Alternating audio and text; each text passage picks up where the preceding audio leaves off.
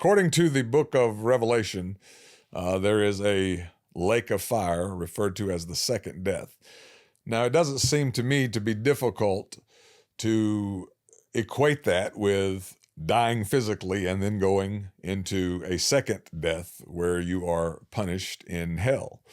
There's a lot of things about hell that are not clear in the Bible, in my opinion, because there's not that much that you need to know, except that if you reject God's Son, God died for you, God lived for you, God did everything for you, and if you reject the free offer of salvation, that's where you will wind up. Other than that, what more would you need to know? It is a place that was prepared for the devil and his angels, and not prepared for human habitation. If we go there, to be because we choose to go there. And on and on and on we could go, talking about the very simple matter of heaven and hell and the gospel. People say, well, I don't believe any of that. God sending people down, I don't believe in that stuff. Well, I know where you're coming from, because it does not register with our finite minds, but God doesn't care what you believe or what you think about what he does.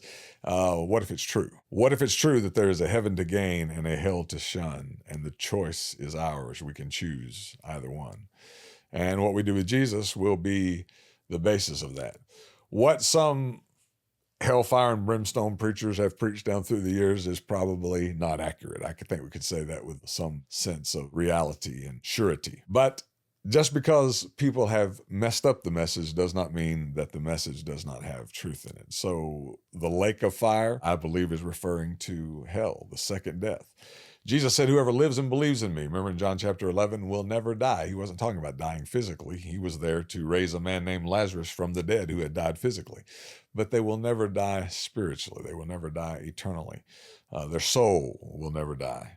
And I don't have to understand what all that means to know I don't want any part of it, and neither do you. The Bible doesn't tell us a great deal about hell, or even heaven for that matter, as far as what it's actually going to be like, because we're not capable of understanding at the present time. But there are enough warnings in the Bible for you to know that you don't want to go there, and you don't want anyone that you love to go there. So be a man, be a woman, and take a stand for the truth.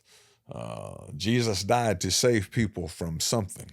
It wasn't from God folding his arms and pouting at you. There is some serious punishment for those who reject Jesus, and we can still leave all the judgment to God concerning those who have never heard. This has nothing to do with those who have never heard the gospel.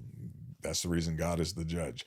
But the Bible does teach the doctrine of heaven and the